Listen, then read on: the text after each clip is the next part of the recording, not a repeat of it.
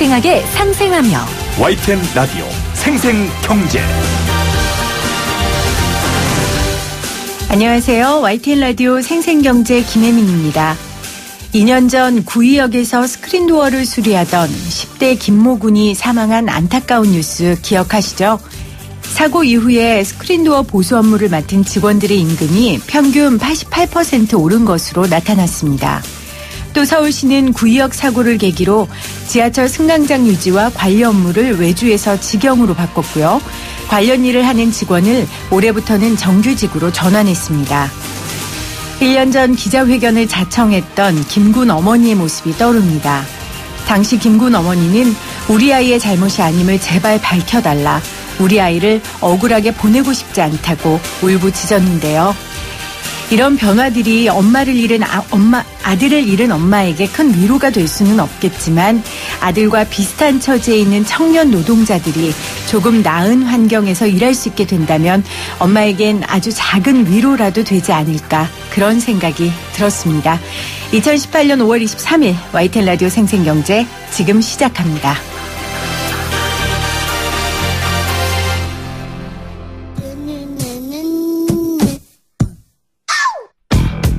더 생생한 경제, 더 상생하는 대한민국. YTN 라디오 생생경제. 오늘 가장 뜨거운 경제 뉴스를 제일 생생하게 전해드리는 시간입니다. 육체 노동자 정년을 60세가 아닌 65세로 봐야 한다는 법원 판결이 잇따르고 있는데요. 대법원은 1991년 판결에 따라 정년을 60세로 보고 있습니다. 앞으로 대법원이 판례를 수정할지 주목됩니다. 참여연대 공익법센터 법무법인 20의 양홍석 변호사와 함께 관련 이야기 나눠보도록 하겠습니다. 안녕하세요. 네, 안녕하세요. 변호사님, 먼저 이 육체노동 정년을 65세로 본 이번 판결 좀 설명해 주시죠. 네. 그 2010년에 그 한모 씨가 차를 모시다가 유턴을 하셨는데, 네, 반대편에서 오던 버스하고 충돌하는 사고가 있었고요.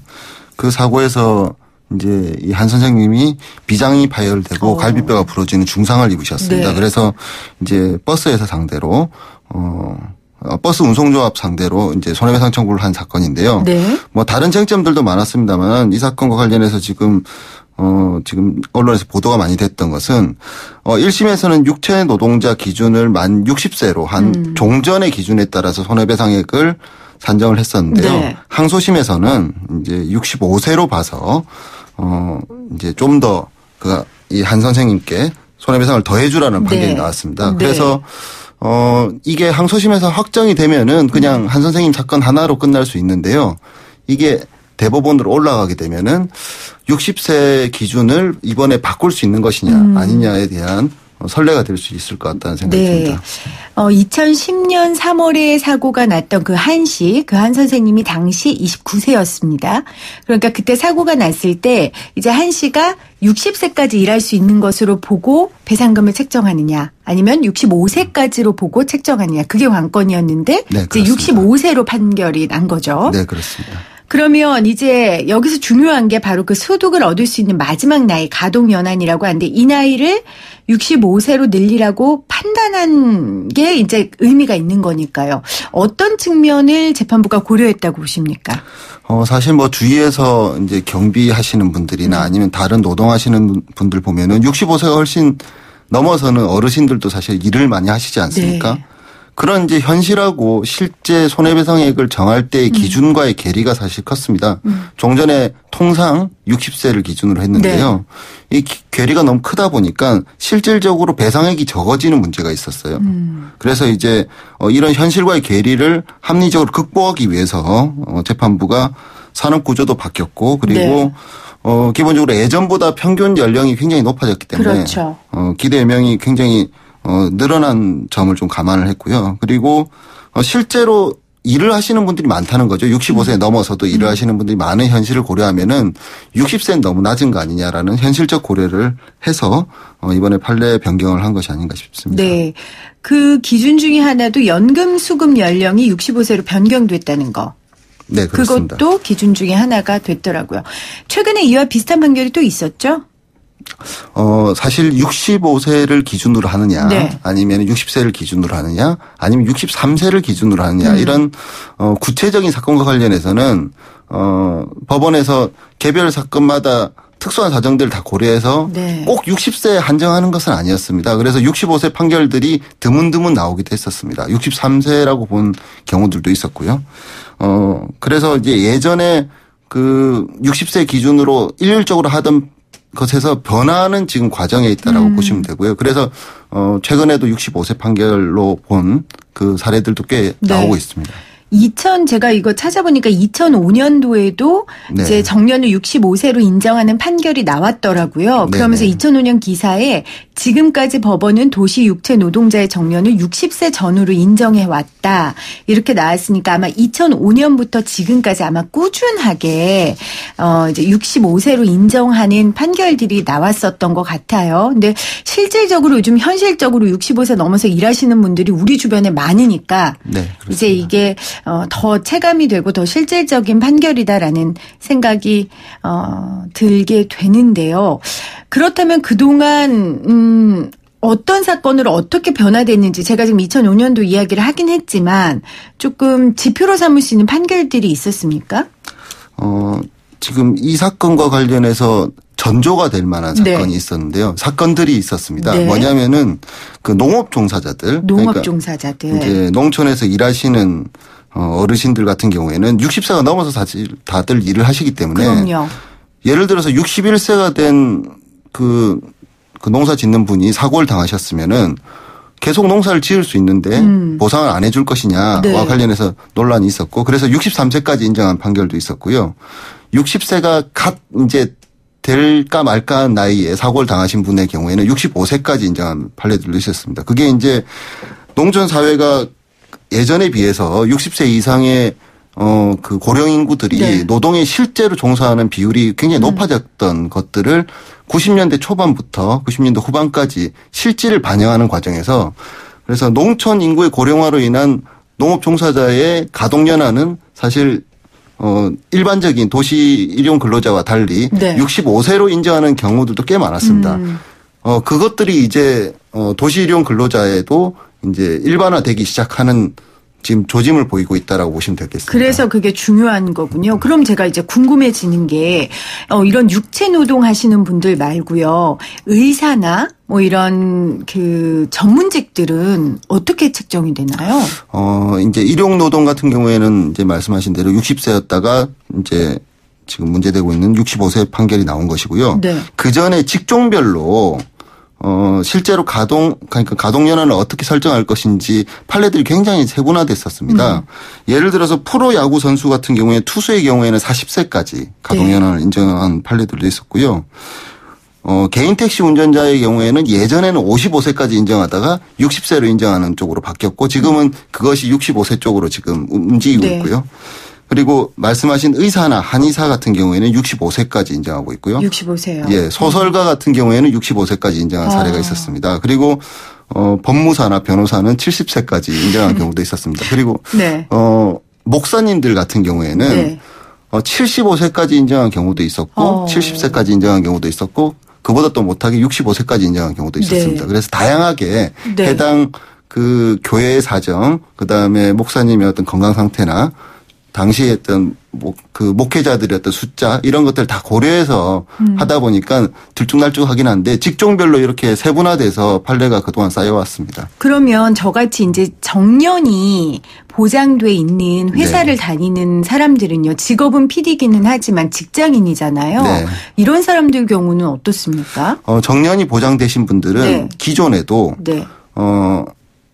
그 단체 협약이 있거나 취업 규칙이 있는 경우에는 그 취업 규칙이나 단체 협약에서 정한 정년까지를 가동 연한으로 보게 됩니다. 네. 통상 예전에는 이제 60세를 기준으로 하는 경우가 많았기 때문에 결국엔 60세에 도달하는 날, 만 59세가 완료되는 날까지가 가동 연한으로 봤고요. 공무원도 법령에 의해서 정년이 정해져 있기 때문에 공무원도 마찬가지로 그렇게 처리를 했었습니다. 그러니까 이 판결이 중요한 게 이제 정년 연장이 가능할 수도 있겠다. 이 판결이 좀 기점으로 그렇게 해석해도 됩니까?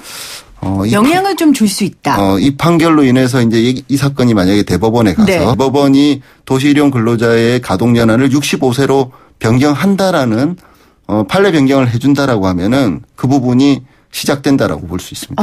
그러니까 육체 노동뿐만 아니라 기능직 공무원이나 뭐 민간 기업의 정년도요.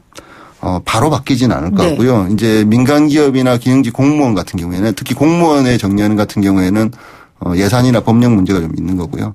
민간 기업 같은 경우에 노동시장의 그 유연성이나 아니면은 노동 인력이 수급 문제가 있기 네. 때문에 바로 바뀌지는 않겠습니다만은 기본적으로 65세까지 배상을 해주는 기준들이 쭉 쌓여가면은 네. 자연스럽게 다른 것들도 바뀌게 되지 않을까 싶습니다. 네. 재판부가 육체 노동자 정년을 60세가 아닌 65세로 봤다는 그런 법원 판결이 있어서요. 참여연대 공익법센터 법무법인 20의 양홍석 변호사와 함께 이야기 나누고 있습니다. 이거 좀 재밌다고 표현하기는 좀 그런데 제가 자료를 찾아보니까 술집 마담의 노동 정년이 50세더라고요. 이거는 도대체 어떤 기준으로 세운 겁니까? 그게 79년도에 있었던 사건인데요. 그렇군요. 소위 말하는 이제 예전에 술집에 가오마담이라는 네. 게 있었던 모양입니다. 이게 그냥 일반적으로 그 손님을 접대하는 분이 아니라 손님 접대도 하지만 그 업소의 지분을 갖고 특별 수당을 받는 형태의 경영자 비슷한 지분을 가지고 있는 분의 경우에는 네. 이제 당시에 37세에 사고를 당하셨던 분인데 50세까지 인정할 수 있다라는 것이 이게 심지어 전원합의체 판결로 나왔던 사건입니다. 그래요. 근데 79년이니까 네. 이제 시간이 많이 흘렀으니까 이것도 혹시 이런 사건이 있으면 조금 바뀔 수도 있겠네요.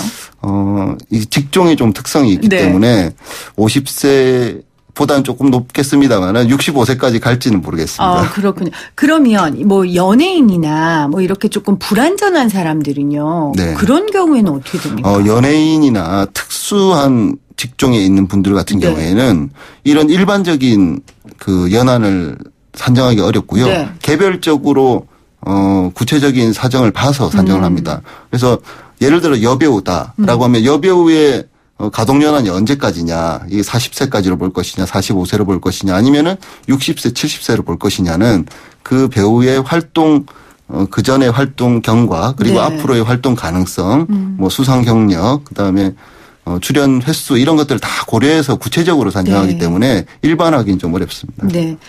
결국 이런 것들이 이제 고령화 사회에 우리가 접어들었고 거기에 맞는 사회의 변화라고 할 수 있고요. 또 노동시장이 그것에 따라 바뀌어야 한다는 것 때문일 텐데요.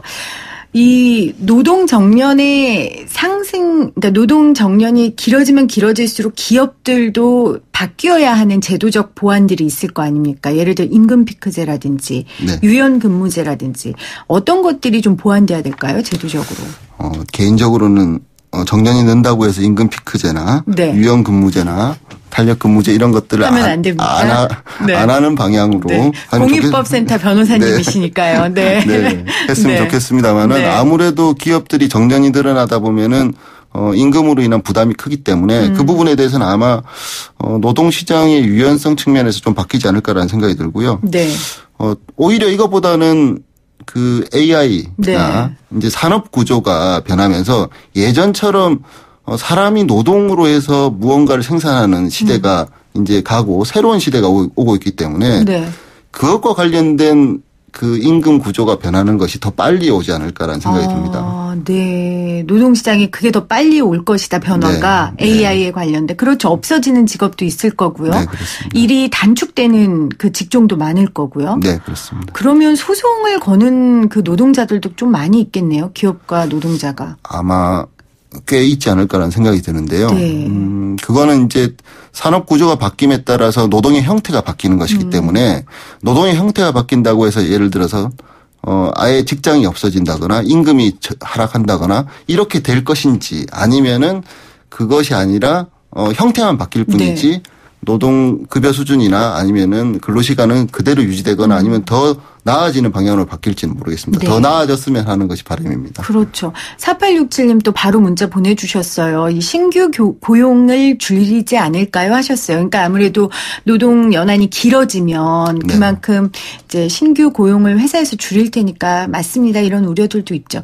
외국에 비해서 우리가 이런 노동 정년을 산정하는데 좀 박한 편입니까? 기준이 어떻습니까? 결론부터 말씀드리면 조금 짧습니다. 예를 들어서 일본 같은 경우에는 종기가 한 67세를 기본으로 하고요. 약간 변동이 있습니다. 구체적인 사건마다. 영국 같은 경우에는 60세에서 72세를 사이에 두고 구체적인 또 상황에 따라서 좀 바뀌고요. 네. 미국 같은 경우에는 다양한 통계 자료를 가지고 다양한 방식에 따라서 가동연한을 산정합니다. 그래서 근데 결론적으로 어쨌든 우리나라의 60세보다는 조금 더 길게 산정해 줬던 것 같습니다. 네. 그 영화 인턴 있잖아요. 보셨어요? 네, 봤습니다. 네. 거기 보면은 이제, 은퇴한 아주 연세가 있는 분이 다시 재취업해서 젊은 사장과 함께 콤비를 이뤄서 아주 멋지게 일하는 그 장면이 나오는데 그런 것들이 이제 영화 속의 한 장면이 아니라 정말 우리가 자주 볼 수 있는 장면이 될 수도 있겠네요. 그러면 좋은 거고요, 또.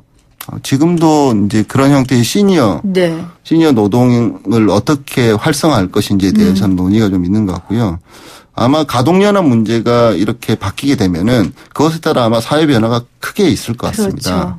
이게 60세로 할 것이냐 아니면 65세로 할 것이냐가 단순히 5년 차이가 아니고요. 그럼요. 이게 매우 큰 사회 변화를 그리고 노동 구조의 변화를 갖다 일으키는 것이기 때문에 대법원도 좀 고민하지 않을까 싶습니다. 네. 오늘 육체 노동자 정년을 60세가 아닌 65세로 봐야 한다는 법원 판결이 있었던 내용들 참여연대 공익법센터의 양홍석 변호사와 인터뷰 나눠봤습니다. 변호사님 고맙습니다. 네, 고맙습니다.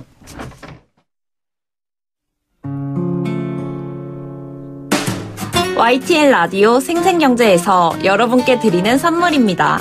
밀리의 서재에서 전자책을 자유롭게 읽을 수 있는 3개월 무료 이용권을, 한국경제신문에서 다양한 경제서적을, 나도 읽고 싶다. 100% 영미권 1:1 프리미엄 화상영어 클라소에서 1개월 이용권, 나도 공부하고 싶다. 자연으로 빚은 톡 쏘는 아름다움, 주식회사 테미스의 테미스 센텔라 탄산팩 세트, 유해 성분 없는 순하고 순한 보습크림 아이스크림 크림, 나도 쓰고 싶다를 보내드립니다. 이 많은 선물들에 더해서 한 가지 더 드립니다. 재산, 자식에게 절대로 물려주지 마라. 노영희 변호사의 책인데요. 여러분들 제가 지금부터 내는 퀴즈 잘 들으시고요. 샵 0945, 우물정 0945로 문자 보내주세요. 오늘의 생생 퀴즈입니다. 고령화 시대에 발맞춰 법원에서는 육체 노동자의 정년을 이 나이로 봐야 한다는 판결이 나왔는데요. 많은 분들이 공감하시지 않을까 싶습니다. 그동안 대법원 판결에서는 육체 노동자가 노동할 수 있는 나이의 한계를 60세로 판결했습니다. 하지만 평균 수명이 늘어날 뿐만 아니라 우리 주변에 특히 가장 육체적 노동 강도가 강하다는 공사 현장에서도 60대 이상의 인부들을 흔히 볼 수 있어서요. 현실과 괴리된다는 지적이 계속되어 왔습니다. 자, 문제 드립니다. 이번에 대법원에서 새롭게 판결을 내린 육체 노동자의 정년은 몇 세일까요? 1번 65세, 2번 70세입니다. 1번 65세, 2번 70세입니다.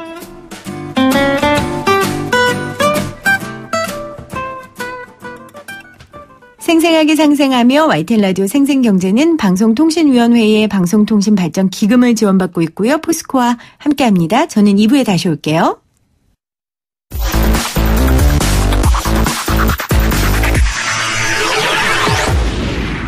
생생하게 상생하며 YTN 라디오 생생경제. 을이 웃어야 한국 경제가 살아난다. 으라차차 상생경제. 을이 웃어야 한국 경제가 웃는다. 으라차차 상생경제. 오늘도 수요일 이 시간 함께해 주실 두 분 모십니다.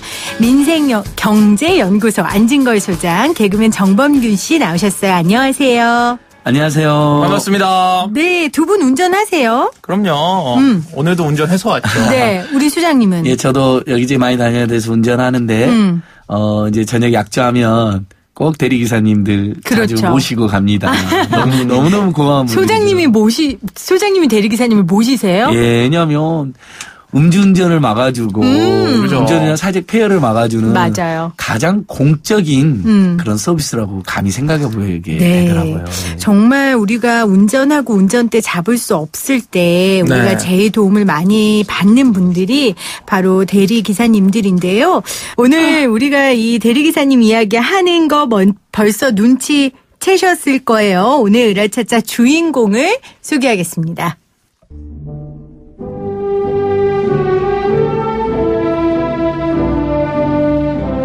김기사 운전해.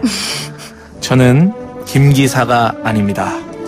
여러분들이 일상에 지쳐 술에 쩔어 계실 때, 몸이 아파 운전하실 수 없을 때 안전하게 집까지 운전해드리는 대리기사입니다. 저는 위험한 사람이 아닙니다.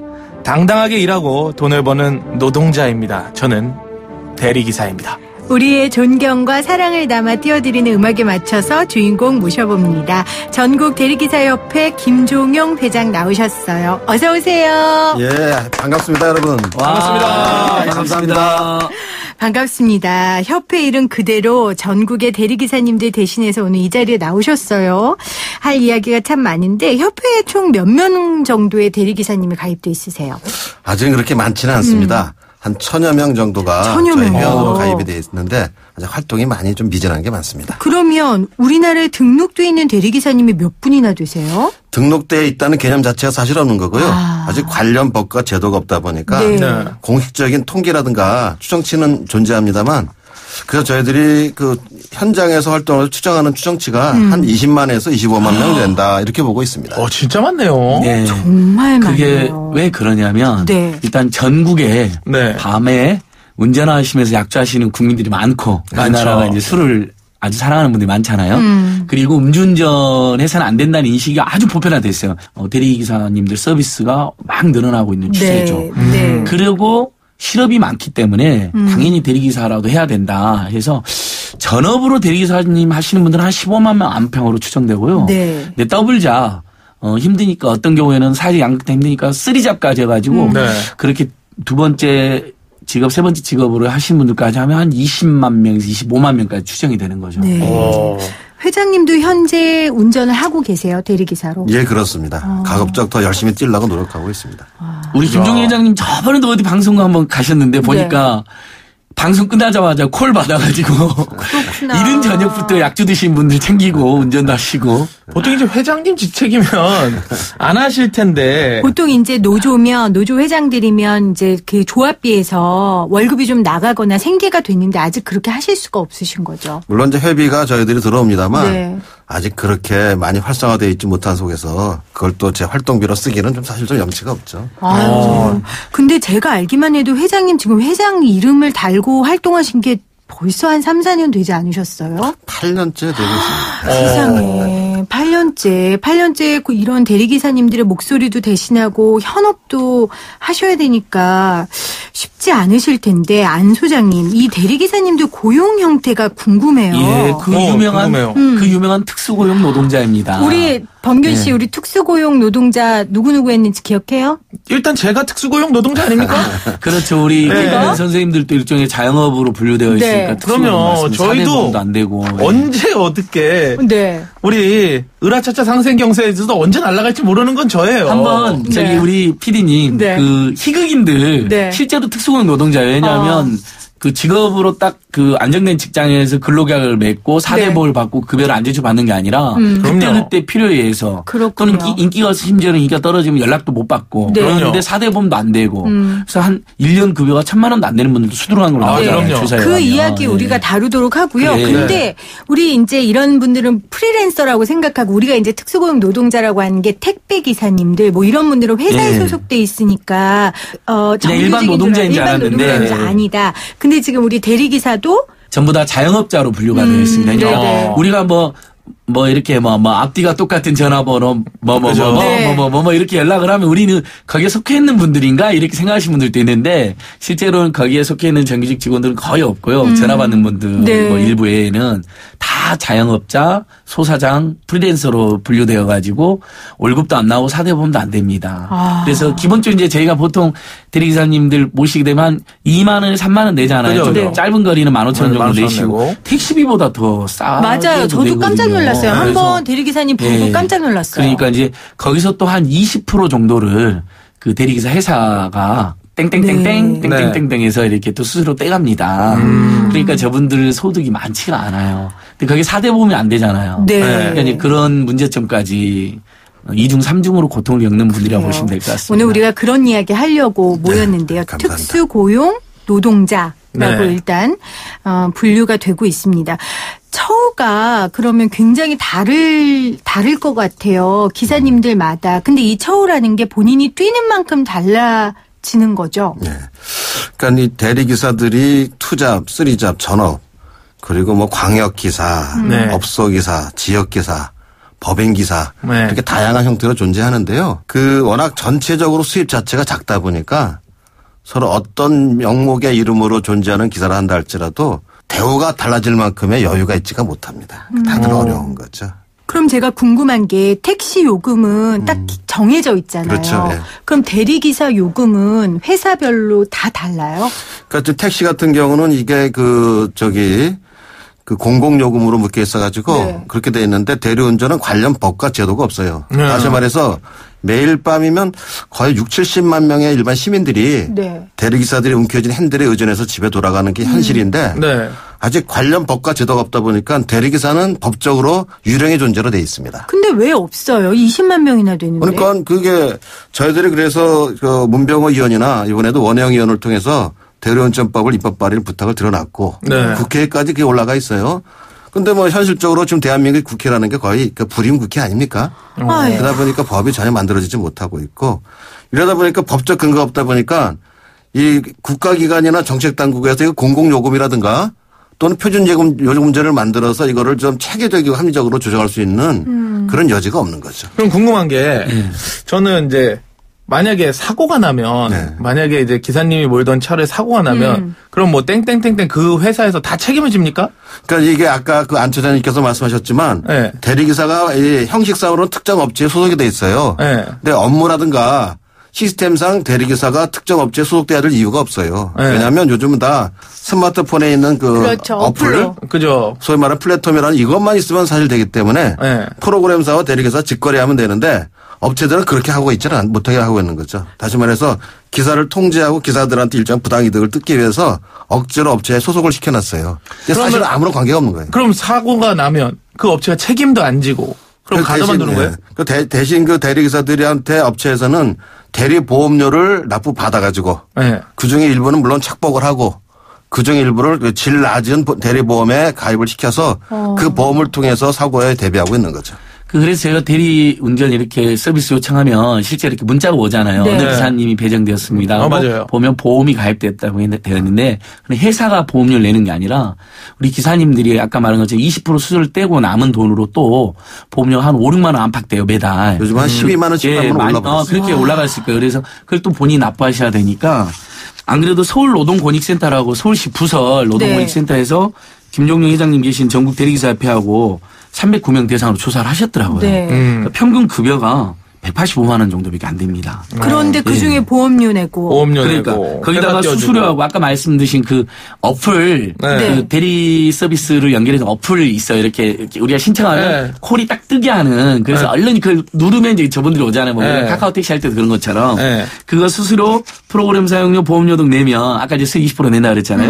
그럼 한 150만 원 정도밖에 순이익이 안 되세요. 근데도 먹고 살아야 되니까 그렇죠. 최저임금도 안 되는 수입으로 버티시는 거죠. 근데 제가 참 이해가 안 가는 건 보통 있잖아요. 대리운전 기사님들을 부를 때 기사님 개개인을 모르잖아요. 예, 예. 그리고 저같이 이제 여자인 입장에서는 대리기사님이 이제 술이 또 취해 있으면 예, 예. 기사님이 어떤 분이 오실지 모르니까 불안한 마음이 당연히 예, 예, 있단 예, 말이에요. 회사를 믿고 그 회사를 통해서 대리기사님을 그 선정받는 거란 말이에요. 소비자 입장에서. 그러면 사고가 나도 회사 측에서 책임져 주는 게 많아야죠. 왜냐하면 소비자 입장에서 그 대리기사를 보고 부르는 게 아니고 회사를 믿고 부르는 거잖아요. 근데 그러면 회사가 지지 않고 지금 대리기사가 진다는 거잖아요. 저는 그게 참 이해가 안 가네요. 그러니까 이 참 대리판에 이렇게 좀 들여다보면 참 상식적으로 이해가 안 되는 부분들이 굉장히 많아요. 지금 말씀하신 대로 그 회사에 소속돼 있고 회사에서 많은 수수료를 떼감에도 불구하고 별도로 대리기사들이 보험에 대한 책임을 져야 된다는 자체가 말도 안 된다고 하지만 그 정도는 약과예요. 그 보험료를 대리기사들이 내매도 불구하고 또 많은 부분들을 업자들이 착복을 해가요. 그러니까 이중으로 나쁘죠. 그렇죠? 게다가 그러니까 대리기사들이 매달 내는 보험료 정도면요. 1년이면 100만 원이 넘는 적지 않은 보험료예요. 그렇죠. 웬만한 사고는 다 사실은 소화가 될 수가 있어요. 그런데 중간에 업자들이 착복을 해버리고 잘 벌을 때 먹어버리니까 이 상품의 질이 떨어져서 특히 이제 경험해 보셨나 모르지만 사고가 나면 자기가 그 사고를 낸 당사자가 아님에도 불구하고 피해를 보는 소비자들이 많아요. 그중에 대표적인 게 그 사고가 나면 이제 차량 수리하다 보면 렌터카가 있어야 되잖아요. 렌터카 비용을 대리보험에서 지급을 해주지를 않아요. 그러다 보니까 대리기사와 그 고객과의 엉뚱한 사람들끼리 서로 싸움이 나고 분쟁이 생기죠. 그렇지. 그러니까 실제로 이거저거 떼면 한 10만 원 매출 올리면 실제로 가져가는 수입은 한 5만 5천 원에서 6만 원이다. 이렇게 보면 될 것 같습니다. 그래서 대리운전법 아까 이제 김종인이 말씀하셨는데 필요한 게 그 콜센터 수수료나 보험료나 이런 부분들이 폭리나 착취가 되지 않게 예를 들면 법으로 이렇게 합리적인 규정을 이렇게 도입하면 예를 들면 보험료 낼 수 있죠. 근데 예를 들면 회사가 일부 내고 또 우리 대리사님들이 일부 내고 그 규정 비용은 뭐 예를 들면 정부가 합리적인 기준을 둬가지고 이렇게 많이 내지 않게 필요 이상으로. 그러니까 우리가 지금 뭐 이렇게 해드려야 되는 거죠. 업체가 잘못됐다 이런 게 아니잖아요. 같이 먹고 그럼요. 살자라는 거지. 그렇죠.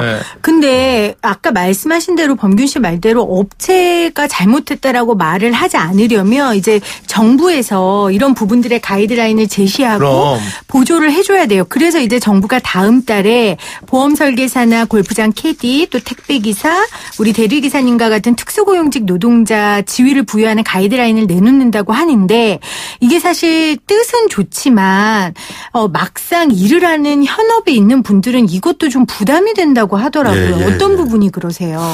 일단은 사실 국가기관이 어떤 식으로건 대리기사들이나 대리운전 업계에 개입을 해서 좀 더 나은 환경을 만들어 주겠다는 의도 자체는 저희들이 상당히 감사드리고 고맙게 생각하고 있어요. 여태까지 그래 본 적이 없거든요. 그렇지만 비정규직이고 그리고 노동자적 지위를 갖고 있지 못하는 존재라는 면에서 특수고용직이라고 하는 그 카테고리를 묶여 있지만 이 정말 다 달라요. 직종들이 다 틀리고 이번에 그런 조치가 만들어져 가지고 노동법이나 근로기준법이 개정이 돼서 대리기사들에게 노동자의 지위를 줌으로써 그러지 않아도 이 혼탁한 대리운전 시장을 좀 더 개선하고 어려움에 처해 있는 대리기사들에게 단결권을 준다는 이런 그 소중한 기회가 된다는 그런 기회가 주면 정말 고맙겠지만 저희들은 그 자체도 쉽지는 않을 거라 보고 또한 그로 인해서 나타날 수 있는 과도적인 부작용도 적지가 않다 하는 어려움을 저희들이 호소를 하고 싶어요.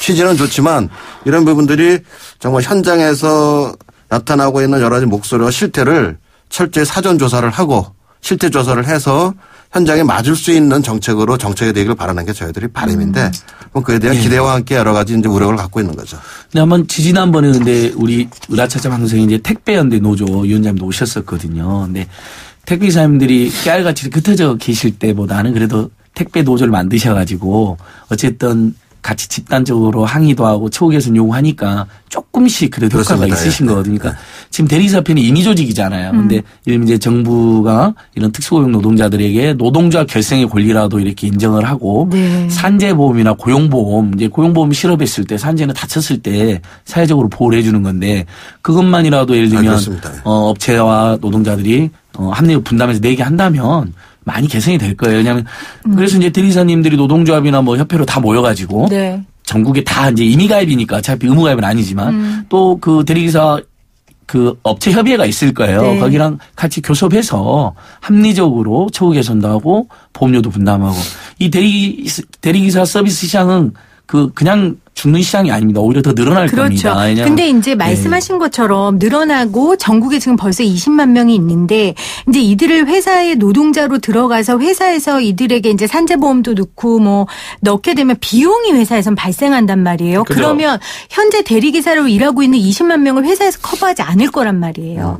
그러면 실업자들이 나타나는 거고 결국은 이게 밥줄인데 저는 이제 그런 부분을 걱정하는 거예요. 지금 대리기사도 법적으로 정책적으로 산재보험에 가입할 수 있게 되어 있는데 진짜 산재보험에 가입하는 대리기사는 거의 없는 거예요. 지금 통계를 제가 보니까요. 깜짝 놀랐어요. 20만 명인데 대리기사 운전기사 중에 고용노동부 산재 적용 대상으로 등록된 사람이 12명이래요. 네. 이거 잘못 나온 거 아니에요? 맞습니다. 12명도 저는 많다고 생각하는데 지금 그 산재보험을 가입할 수 있게 했지만 지금 다른 일반 근로자들은 틀리게 대리기사들은 절반을 대리기사 자신이 부담하게 돼 있어요. 그런데 실제로 대리기사들이 하루 먹고 하루 사는 대리기사 사람들인데 그렇죠. 당장 피부에 와닿지 않는 산재보험이니 고용보험인을 자기 부담을 들여서 가입하려는 사람이 없고 또 한 가지는 절반을 부담해야 되는 고용주도 없는 거예요. 저희들이 업체 사장 내가 가입됐으니까 이 소속사 사장한테 가서 그런 얘기하면 뺨 따고 맞아요. 그러니까요. 굉장히 비현실적인데 그런 문제가 있다 보니까 그 당국에서 저희들한테 연락을 제안이 들어왔어요. 전국 대리기사협회에서 이런 대리기사들의 산재보험이나 고용보험을 가입을 좀 담당을 해 주시면 일정하게 저희들이 지원을 해드리겠습니다. 이런 제안이 들어왔는데 제가 막 화를 냈어요. 물론 한편 너무 화를 내서 좀 미안한 마음도 들었는데 네. 이게 저희들한테 지원을 하고 강제적으로 어떤 수단을 통해서 가입할 수 있어 해결될 문제가 아니거든요. 시장 전체가 안고 있는 이런 문제들을 체계화시키고 정비하고 기사들한테 힘을 줄 수 있는 단결권을 보장하고 이런 과정을 통해서 해결해야 되는데 현실에 그 거대한 벽을 그대로 놔두고 그런 걸 부분적으로 도입을 강제로 하려다 보니까 이런 꼼수가 나오고 네. 꼼수가 현실적으로 맞지도 않는 이런 어려움이 있는 거죠. 그럼 세상을 당장 한꺼번에 다 변화시킬 수는 없는 건데 맥을 정확히 잡아줄 수 있는 역할을 이번에 해 주셨으면 좋겠어요. 그러니까 맥을 정확히 잡으려면 그 당사자들의 이야기를 듣는 게 시작이잖아요. 그죠. 그래요. 오늘 으라차차 우리 대리기사 분들의 이야기 듣고 있는데 그리고 제가 또 걱정되는 건 이렇게 대리기사 등록이나 관리하는 데가 없으면 범죄 같은 것도 일어날 수 있는 거잖아요. 그러면 정말 열심히 일하는 대리기사 분들은 욕 많이 먹어요. 욕 먹는 거예요. 덤태인 쓰고 아까 전에 그래서 우리 법윤 씨가 소개하면서 저는 나쁜 사람이 아닙니다. 그 말이 괜히 나오는 게 아니거든요. 그러니까 이게 무슨 요즘 많이 그나마 좋아졌는데 무슨 대리기사들이 무슨 어둠의 자식과 같이 이런 취급당하는 경우도 많았어요. 이런 아무런 법적 제도 장치가 없는 이 시장에 합리적인 정비와 공정시장을 만들기 위한 풍토가 조성되기 위해서 대리운전법이라든가 제도가 같이 저희는 그래서 노동법과 대리운전법의 투트랙으로 빨리 제정이 돼서 대리기사는 물론이고 이 소비자 그리고 업체 이런 시장 전체가 갖고 있는 거죠. 이 부실한 서비스와 질적인 저하로 나타나는 이 피해들을 합리적으로 규정할 수 있는 풍토와 제도가 돼야 된다 하는 게 저희들의 기본 바람입니다. 아니 그러면은 하도 무거운 이야기만 하다 보니까 사실 이제 운전하시다 보면 사실 이제 술 드신 분들이 많은데 좀 재미난 분들 없어요? 재미난 분들이라든가 좀 만난 사람 중에 좀 왜냐면 이런 거 좀 고쳐줘야 돼요. 저희도 탔을 때 맞아요. 시비 거는 사람도 있을 테고 진상 손님들 진상 손님들이 있을 텐데 있으시죠. 기억에 남는 손님 혹시 있어요? 이 대리운전 시장은 저희들이 하다 보면 정말 무궁무진한 창작과 이야기거리의 소재가 되는 시장이 바로 이 대리운전 시장입니다. 택시도 사실 굉장히 많지만 이 무한한 가능성을 갖고 있는 그 운주 자체가 사실 사람들의 사고를 무한한 가능성과 그렇죠. 황당할 수도 있을 만큼의 상상력을 동원시켜주는 그 시대 아닙니까? 그래서 적당하게 취해 있는 사람들을 상대로 밀폐된 공간 속에서 단둘이 가는 이 과정 속에 나서는 인간적인 여러 가지 우러나오는 이야기가 저는 이런 데 집착을 해서 개그맨이라든가 방송이라든가 작가들이 좀 이게 많은 이야기거리를 뽑아냈으면 좋겠어요. 항상 대리기사님을 이용한 다음에는 서비스 이용한 다음에는 자기가 이제 대충 거리에 택시비를 알잖아요. 택시비만큼 조금 추가로 더 드리고 나오더라고요. 자기를 위해서 차량도 안전하게 옮겨주시고 음주운전도 막아주고 교통사고도 막아주신 분인데 그래도 택시비만큼 드려야겠다고 약간의 차액을 조금은 더 드리고 온대요. 자기 항상. 그런 분들도 있더라고요. 참 감사해요. 대리기사 서비스가 정말 공공적이에요. 음주운전을 막아주고 피곤한 운전을 막아주고 교통사고를 예방해주고 그다음에 또 이 서비스도 있어요. 대리사님들이 탁송 서비스도 해주세요. 그러니까 차량 뭐 폐차장으로 보낸다든지 새로 나온 차를 집으로 이렇게 우리가 예를 들면 안양에서 차를 받기는 안양까지 갔다 또 오려면 엄청 시간 많이 걸리고 힘들잖아요. 그러니까 대리사님이 그 현장에 가서 대리점 갖고 차를 받아갖고 집으로도 가져다주는 탁송 서비스도 해주세요. 그러니까 굉장히 중요한 일 많이 주시거든요. 이분들이 맞습니다. 법적으로 제도적으로 보호를 받는 최소한의 개선이 있어야 될 것 같습니다. 대리기사님들이 보호받는 게 이용하는 우리 소비자들도 보호받는 거라는 거를 좀 알고 청취자분들이 관심을 가져주셨으면 좋겠고요. 제가 이제 미국에 가 있을 때는 항상 이제 우버를 이용해요. 네, 맞아요. 우버 드라이버 분들한테 우버를 이용해요. 근데 거기서 이제 우연히 한국 분이 탄 우버를 제가 잡았어요. 근데 그분이 그런 이야기를 하시더라고요. 자꾸 저희를 보더니 이제 개그맨인 걸 모르니까 외국 분들은 잘 모르시잖아요. 자꾸 저한테 이제 우버를 자꾸 강요를 하는 거예요. 약간 해라. 내가 이걸 했는데 잘 된다. 자기는 주말에만 일을 하고 우버를 해서 차를 사고 우버를 위해서 일을 하고 그 다음에 우버는 뭐 몇 달을 하면 일을 잘하면 보너스 수당이 나오고 뭐하고 해서 이걸 해도 먹고 살 수가 있다. 저도 근데 그 이야기를 갑자기 이제 생각이 난 게, 우리 대리기사님들도 주변한테 이렇게 타시는 손님한테도 여러분 권해줄 만큼 이 직업은 좋습니다 되는 약간 그런 사회풍토나 분위기가 좀 됐으면 좋겠어요. 정말 참 감사드릴 말씀입니다. 그러니까 우리 회장님처럼 대리기사를 전문적으로 하시고 이 처우 개선을 위해 노력하시는 분들도 계시지만 또 사업이 어려워지거나 직장을 잃거나 다음 단계로 나가기 위한 디딤돌로 대리기사의 역할을 하시는 분들도 많으시잖아요. 그런 분들이 정말로 돈도 다시 벌고 희망도 얻고 그래서 다시 또 본인의 현업으로 돌아갔을 때 대한민국이 잘 굴러가는 것처럼 좀 그런 눈으로 우리 대리기사분들을 바라봐 주셨으면 좋겠고요. 마지막으로 회장님 정말 우리의 공식 질문이에요. 바꿀 게 많이 있지만 딱 하나를 당장 내일 바꿀 수 있다면 어떤 걸 꼽고 싶으세요? 뭐 법과 제도를 얘기했습니다만 사실 그건 굉장히 많은 시간이 걸리고요. 당장 죽어나는 것은 대리기사의 하루하루니까 저희들도 당장 현실적인 방안을 좀 요구하는데 그중에 하나가 공정거래위원회에서 다른 건 둘째치고 최소한 합리적인 표준 요금제라도 만들어졌으면 좋겠어요. 그러게요. 이거는 소비자들도 마찬가지죠. 맞아요. 똑같은 거래가 하는 날짜, 시간, 요일에 따라 요금이 다 틀려요. 맞아요. 소비자들도 불만이고 대리기사들도 그냥 일방적으로 정해지는 또한 그 전혀 합리적이지 않은 이런 요금제 때문에 업체들은 덤핑을 쳐서 기사를 더 옥죄이고 소비자는 소비자로 힘들고 그래서 이 법과 제도가 만들어지지 않더라도 공정거래위원회에서 표준 요금제, 표준 약관이라도 만들어줘서 현실의 문제를 좀 규율해 주셨으면 좋겠어요. 저희도 소비자로서 매일매일 술 먹는 열심히 소비자가 되도록 노력을 해보겠습니다. 제일 환영드립니다. 오늘 가는 거예요? 오늘 끝나고 저희도 술 먹고 대리 서비스. 내가 아직 기다리고 있겠습니다. 네, 감사합니다. 오늘 으라차차 상생경제 대리기사는 김기사가 아닙니다. 함부로 대해도 되는 사람이 아닙니다. 라는 주제로 함께했습니다. 안진걸 소장님, 정범균 씨, 그리고 우리 회장님 감사합니다. 감사합니다. 고맙습니다.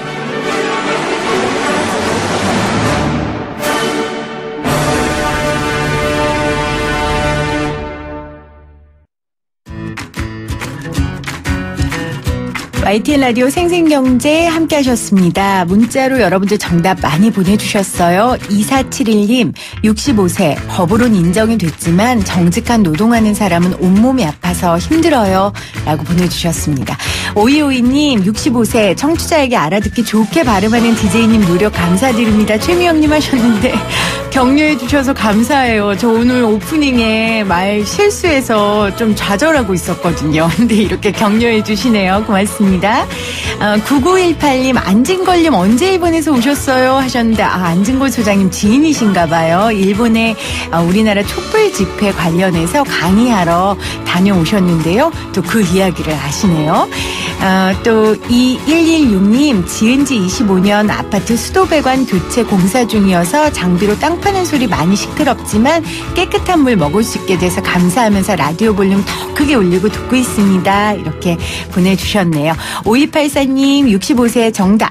하지만 요즘 70세도 젊은 분들 많이 있습니다. 6867님 65세 저도 아직 일합니다. 61세예요. 몸이 허락한 대로 일하려고요. 이렇게 남겨주셨습니다. 새싹 당첨자 2396님, 7189님, 2815님 65세 열심히 일합시다. 2882님 65세 좋은 방송 감사해 하셨네요. 당첨자가 아니고 정답자요.